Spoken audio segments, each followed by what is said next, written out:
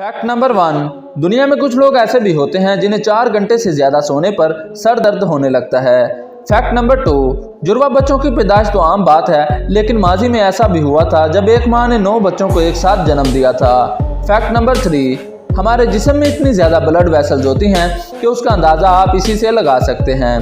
Fact number 4, जिस तरह हमारा स्मार्टफोन लो पावर मोड में चला जाता है, उसी तरह हमारा ब्रेन भी कभी कभी लो पावर मोड में चला जाता है। फैक्ट नंबर 5, साइंस के हिसाब से झूठ बोलना हमारे दिमाग के लिए बुरा होता है, क्योंकि झूठ बोलने के लिए ब्रेन को ज़्यादा एनर्जी यूज करनी पड़ती है। फैक्ट नंबर 6, आपका ब्रेन इतना इंटेलिजेंट है कि वो रोज़ सुनने वाली नॉर्मल आवाज़ों को इग्नोर कर देता है। फैक्ट नंबर 7, क्या आप जानते हैं कि दांतों की जो बढ़ाई होती है उसे ओडोंटोलॉजी कहते हैं।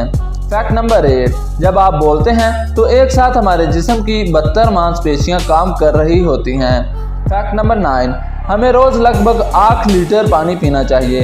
दरअसल ये एक मिथ है, क्योंकि किसी भी साइंस रिसर्च में अब तक ये बात साबित नहीं हुई। फैक्ट नंबर 10, क्या आपको पता है कि आपका दिमाग 78% पानी और 11% फैट से बना होता है।